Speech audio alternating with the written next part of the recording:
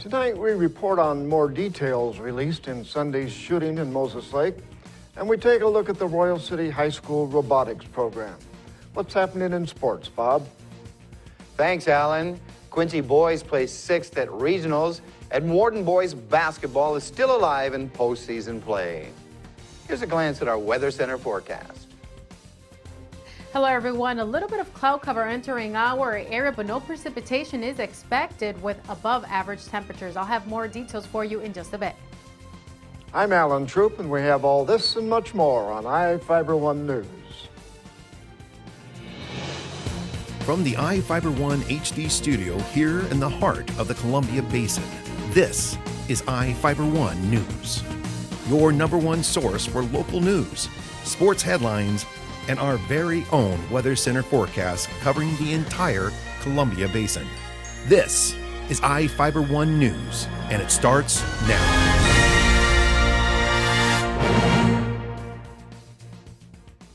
Argamiro Flores was identified as the suspect in Sunday's shooting in Moses Lake that left 2 injured.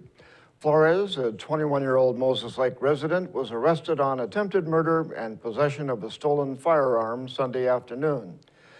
According to Moses Lake Police, Flores was reportedly riding his bike in the area of Broadway Avenue and Alder Street when the 2 victims, driving a silver Chrysler 300, began following Flores and another person on a bike and began yelling at Flores.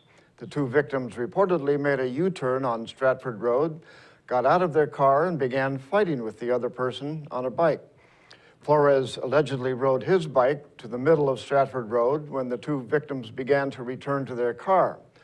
Flores, armed with a stolen pistol, allegedly approached the 30-year-old victim and fired 2 rounds, hitting the victim in the throat. Police say Flores then followed the second victim around the car and shot him in the hip. Royal City residents had the chance to meet famous robotics team members from Arizona who starred in the documentary film Underwater Dreams. Reporter Jeff Chu has the details. Royal City residents lined up for autographs and photos with famous Carl Hayden High School robotics team members who starred in the documentary film Underwater Dreams. The Underwater Dreams team visited Royal City last week and were warmly received as Latino cultural heroes. The Ragtag 2004 robotics team from Phoenix, Arizona defeated several prestigious college teams in the Marine Advanced Technology Education Center's annual International Remotely Operated Underwater Vehicle Competition. Underwater Dream stars Luis Aranda, Oscar Vasquez, and Lorenzo Santillan were joined by 2008 Carl Hayden robotics team member Ingrid Tay, who also appeared in the movie and today is a mechanical engineer. All children of undocumented Mexican migrant workers, they answered questions from an audience of more than 300 who watched Underwater Dreams in Spanish at Royal City High School's gymnasium. Royal City High School teacher Eric Carlson raised more than $8,000 from businesses, the parent-teacher organization, and Royal Boosters to bring the 4 to the high school. Carlson said he believes the Underwater Dreams team was viewed as cultural heroes by many in Royal City. He hopes the team's visit will inspire Royal City students. I'm hoping that we'll get a spark going here tonight that will, some people say, hey, they can do it, we can do it. Let's see what Royal City can be known for. Make Royal City a robotics powerhouse. Or, it doesn't have to be robotics. It's ultimately about, excellence, pursuing something and being passionate about it and not just dinking away your life with, text and cell phone games and things like that. Lorenzo Santillan said he was thrilled by the turnout to see the movie and hear them speak. I heard the population was like 2,000 people. We got about, a fourth of them here today.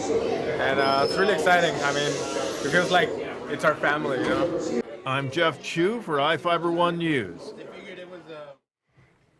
Angus Lee's attorney argues the former prosecutor did not violate ethical rules by asking a deputy prosecutor to review 3 cases in 2009. Leland Ripley submitted his written closing statement to the Washington State Bar Association hearing officer, stating Lee's ability to represent the state of Washington wasn't affected by the police reports involving a former employee and a district court judge. The Bar Association's Office of Disciplinary Counsel alleges Lee violated the rules about conflict of interest when he asked former Deputy Prosecutor Albert Lin to review 3 files and recommend whether to file charges. At the time, Lee and Lin were involved in an election for the position. Ripley stated that the hearing testimony and evidence demonstrates that the charges are without merit and brought entirely because of misinformation provided by Lin for Lin's political and financial gain. He said that while Lin was crying foul to the public, Lin is the one who provided false information to the public and State Bar. And now we take a look at people being sought by law enforcement. This is Sheriff Tom Jones with the Grant County Sheriff's Office. Each of the people you see here have a warrant for their arrest. If you see any of these people, we ask you do not attempt to detain or apprehend them, but call us at 509-762-1160 or send us an email at crimetips@co.grant.wa.us. If the person is presenting a danger, call 911. With your help, we can bring these people to justice and make our community safer. We'll be back right after this.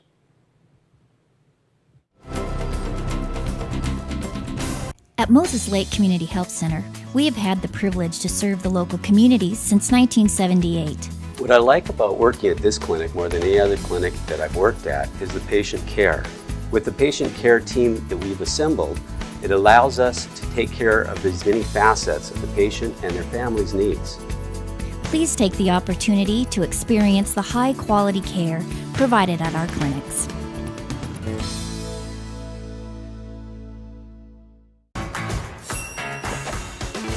When you find out about the DQ $5 lunch, all this food for only $5, you gotta tell people about it. So I situated nice. Frosty drink next to this juicy grilled burger and fries. Get my sundae, boom. I just dropped a $5 lunchogram on all my friends. Get ready for a little $5 envy. Michael, we like your style. The $5 lunch. Entree, fries, drink, plus a sundae. Only at your DQ. This is fan food, not fast food. Hello everyone, I'm Chaselyn Rodriguez from your One News Weather Center, brought to you by your Bud Clary Toyota dealer. Toyota Let's Go places more like March weather around our area prevails within the next few days. We're expecting temperatures above the normal for this time of year, hitting that 50-degree mark. Patchy light fog for Thursday and Friday morning may be possible. Potential for light snow to the mountains on Thursday. We're expecting dry conditions within the next few days with above average temperatures. In the meantime, let's take a look at the past 24 hours. Maximum temperatures in the lower 50s, around 10 degrees above the normal for this time of year. Record high of 62 degrees in 1977, and we woke up with temperatures in the lower 30s. And for Moses Lake, very similar temperatures. Maximum temperatures in the lower 50s should be around 45 degrees for this time of year, very close to that record high of 59 degrees in 1982, and we woke up this morning with temperatures in the lower 30s. Right now, outside your door, our current temperature is hitting that 50-degree mark with mostly clear skies and those winds coming through from the southwest pretty calmly, around 4 miles per hour. No precipitation is expected. Some cloud cover towards the area. However, dry conditions will prevail. Coming into Wednesday evening, some patchy fog along with some disturbance may be possible along the coastal area and towards northwestern parts of our state, and even towards the Cascades. Wintry mix may be possible, but towards our area we're expecting dry conditions. The system will approach the inland northwest. In the meantime, temperatures for Olympia in the mid-50s with mostly cloudy skies, and towards the Yakima Valley temperatures hitting that 60-degree mark. Towards the inland northwest, mostly clear skies, temperatures in the lower 50s. And now taking a closer look at our area, Columbia Basin, those temperatures in the 50-degree mark, from the lower 50s to mid-50s with partly to mostly cloudy skies. Royal City in the mid-50s, and towards Moses Lake in the lower 50s. Let's take a look at the extended forecast for the week. No major changes for at least a week. We're expecting dry conditions along with temperatures above the normal for this time of year. Coming into Tomorrow and Thursday, we expect some cloud cover around our area, but look at that. Temperatures in the upper 50s for Thursday into Friday, mostly clear skies. A lot of sunshine coming into our way Friday and into the weekend, so we're expecting a beautiful weekend for our area, and even into the beginning of the work week, temperatures will remain in the 50-degree mark. This segment was brought to you by your Bud Clary Toyota dealer. Toyota, let's go places. We'll be right back with sports, so don't go anywhere. What better way to start the new year than in a new Toyota? We're making it easier than ever with 3 ways to save. Your choice of financing as low as 0%, up to $2,500 in customer cash back, or low payment leases on your favorite Toyota model, like RAV4, now just $199 per month. Just pick your favorite Toyota, the best savings options for you, and drive away. It's that easy, so start your year right. For full details, see any of your Inland Empire Toyota dealers today. Toyota, let's go places.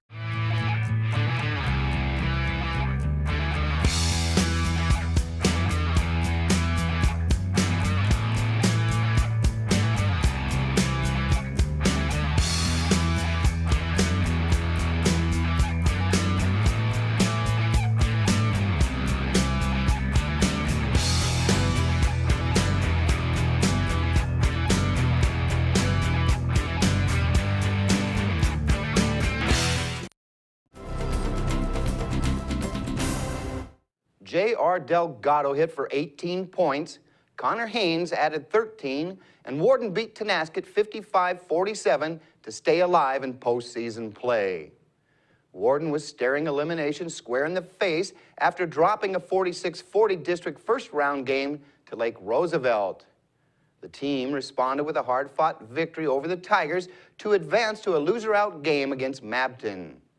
Warden and Tonasket played to a 16-16 tie in the first 8 minutes of the contest. Both teams offered up bricks in the second quarter that had the Cougars up 23-21 at intermission. Warden went on to outscore the Tigers 32-26 in the second half to win it. The Cougars and Vikings will battle it out Thursday evening at Eastmont High School. The winner of the contest will then play for the third and final seed to state. Quincy Boys Wrestling finished 6th at regionals with 90 team points. Topnish took top honors with 215.5. Victor Salgado was the Jacks' highest placer with a second place finish at 113 pounds. Cade Wallace and Ray Rubio placed third in their weight class. Andy Vargas and Stephen Wallace brought home 4th place hardware. All 5 will wrestle at the 27th annual Matt Classic in Tacoma this weekend. The Jacks, who moved up to the 2A classification, are looking to improve on their 10th place finish at the 1A level last year. Lady Tigers, Kateree Ruel and Zalia Stevens will also be representing Quincy on the big stage. Carlos Flores placed 3rd at 120 pounds. Julio Macida and Matt Dittering took 4th in their weight class, and Afreda finished 9th at regionals. The 3, along with Chloe Spencer, will be wrestling at the Tacoma Dome. Spencer will be looking to improve her 6th place finish at last year's Matt Classic. Gonzaga's Kyle Wiltshire has been named West Coast Conference Player of the Week. It's the 2nd time this season the Zag forward has received the award.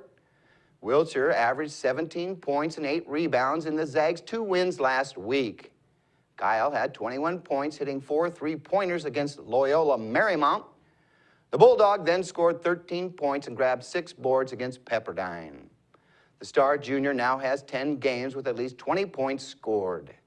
The Zags are back on the road this week with a pair of games at Pacific and St. Mary's. A local kid from the state of Washington took top honors at the NBA Slam Dunk Contest. 19-year-old Zach Levine from Bothell shocked the crowd with monster jams. Here's a look at some of his top dunks in the contest.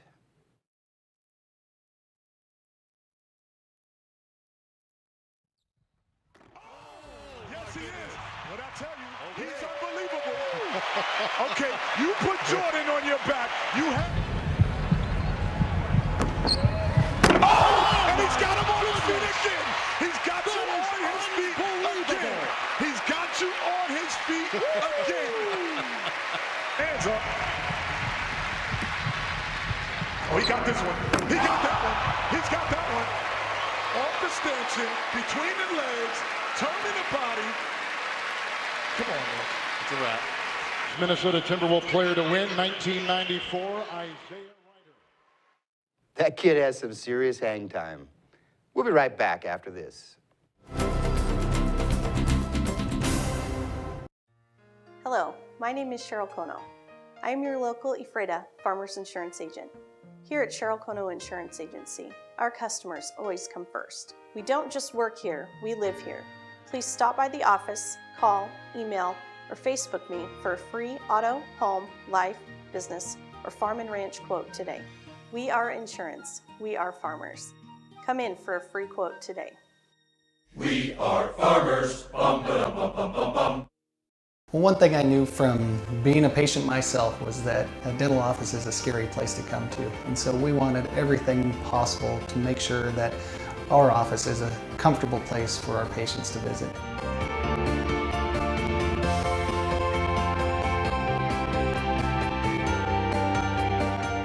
The patients that I have, my clients, have made me a part of this community, and we want to give back in every way possible.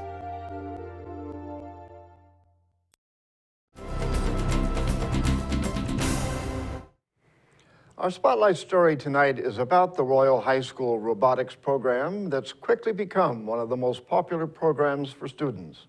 Reporter Jeff Chu met with some of the students and has the story. Robotics has become one of the most popular non-athletic programs at Royal High School. Mario Godoy, Royal High School English as a second language teacher who supervises the school's robotics team, said highly engaged students can easily fill his classroom at times. There are times when the classroom gets a little bit crowded. We have had a maximum of 25 kids. This is completely voluntarily. The kids, they choose to come and they pick what activity they would like to do. So if they are not very good with computers yet, they do the assembly line for robotics. Some of the kids love computers, so they do the programming. Godoy said robotics is part of the school's science, technology, engineering, and math, or STEM education program. He explained how the robotics program came to the school. 4 years ago, I was awarded a special grant from the Society for Science and the Public to do something after school. We thought we were missing a point where STEM education was becoming known everywhere in the country, but rural schools didn't have much access to it. So they asked me to do something. I wrote a proposal. It was funded. Royal Robotics Team students shared what they are learning through the robotics program. Most of them want to go into computer programming and engineering. I think it's all about like problem solving and like making things like better. It's all a learning experience, and once you learn it, you pretty much can't get it out of your head. What I'm really into is computer science, and I use robotics as something to help me learn more with programming. What my main thing is right now is I go to another after school thing as well, where to learn programming, where me and another person were making an app to show at the school board, and because I want to go into video game design. It's all to learn, and just so you base these things off the things for the future and the future of everything. I want to go into mechanical engineering and also want to learn a little bit more programming. Godoy said computer programming and building of robots can inspire students to consider an education in computer science. He recalled when Royal students first competed in a robotics event in Sela and won. 7 years ago, we borrowed some robotic kits from Zila High School to participate on their challenge that covers mainly the Yakima Valley, but they have extended to everywhere in the state. And I took a group of 3 kids. They were all nervous. They didn't know if they had done the right thing. Those kids graduated. They found their pathway into college, and really glad that they are successful professionals, and mainly in the area of computer science. I'm Jeff Chu for iFiber1 News. We'll be right back after a short break. Have you been to iFiber1.com? The most up-to-date news in the Columbia Basin is just one click away. With news, sports, and weather, you can stay in the know with what's going on in your community. Read your news on the go by visiting i5everyone.com on your tablet or even your phone. Follow us on Facebook for quick updates and discuss the news with others in our area. Your number one news source in the Columbia Basin is i5everyone.com. Check it out today. What's white and yellow and red all over? If you said the local book telephone directory, the one with the purple sunset on the cover, then you're right. In print and online at statewideyp.com, it features up-to-date local maps, community information, and a calendar of events. With a restaurant dining guide with full local menus and a reverse directory, you're sure to find the number you're looking for. It's the best way to get the information you need. Pick up a copy of the local book today or visit statewideyp.com.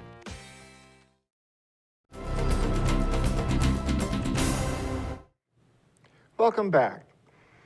A Moses Lake man is facing a second allegation within a year of molesting a child. Prosecutors charged Jonathan Ziff, a 28-year-old man, in Grant County Superior Court with child molestation. The new charges stem from allegations made in 2013 that Ziff began touching a 7-year-old girl inappropriately while the girl was asleep. According to the Grant County Sheriff's Office, the victim reportedly woke up to Ziff molesting her. Ziff denied the allegations, claiming the child made up similar accusations before. The Moses Lake man was charged with child molestation in September of 2014. According to Ephrata police, he allegedly showed a 5-year-old girl pornography, took her clothes off, and made a sexually suggestive gesture. Park Orchard Elementary School Principal Eric Johnson is succeeding Mark Johnson as the school district's Executive Director of Business and Operations. Mark Johnson is retiring from the position in July after 26 years in a range of roles with the district and has been in the position since 2011. Moses Lake School District Superintendent Michelle Price said the district has also begun the process of replacing Chris Hendricks as principal at Midway Elementary. Hendricks announced his retirement for June 30th. The Moses Lake School District Board of Education expects the positions to be filled by July 1st. If you've ever wanted to play basketball while riding a donkey, you'll have a chance on Friday. The Wahluke High School Future Farmers of America Club is looking for players for their annual fundraiser, which starts at 6:30 in the school gym. The tournament-style event pits teams of 4 players astride donkeys and a 5th player against each other for bragging rights. Advisor Becky Carollo says it's one of the school's most popular events and compared it to controlled chaos because the donkeys go where they want to go and do what they want to do. The donkeys are provided by Entiat-based Donkey Sports. The event raises funds to cover the FFA Club's travel costs to district and state events throughout the school year. In Northwest news, a man found quite the treasure at a thrift store recently. He bought a watch for $5.99 and then sold it for $35,000. Reporter Karen Brown has the story. I've found some stuff in the past that I've been really excited about and stoked, and but this is one of those things you're like, one day it'll happen. And it happened for me. Zach Norris hit the thrift store jackpot. I still got the little tag wrapped around it. Finding a rare 1959 Jaeger-LeCoultre watch at the Goodwill in Phoenix, priced at only $5.99. The center face dial moved, and when that happened, that's when you knew? Yeah, I knew it was real. I didn't even want to give it to her for the scan. I was like, you can scan it in my hand if you want. Why? I just didn't want to let it go. Sometimes they miss it. They don't know. I mean, it's not a very fancy looking piece. You know, you have to know what it is. A collector himself, he raced outside and called his little brother. I'm like, so I just got out of Goodwill. He's like, what did you find? Like, he already knew. It was exciting. There were only 900 of the diving watches ever made. I know I didn't want to keep it because it's kind of above my means to have a piece like that. I had a couple of good offers. After his find ended up on Hodinkee.com, a watch collector's website, a collector in San Francisco bought the watch for $35,000 and threw in a $4,000 Mega Speedmaster watch to sweeten the deal. And what have you done with your 35?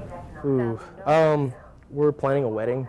We've been planning a wedding for a while, but we kind of had some different ideas that we wanted to do, but now that we have the extra funds, we're going to go ahead and start taking care of everything ready.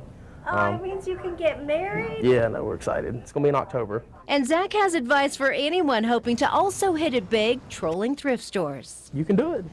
Research everything. Just take your phone in there. If you see something that looks goofy you've never seen it before, Google it. You never know. And that's going to do it for us here at I-501 News. We want to thank you for watching, and we'll see you again tomorrow.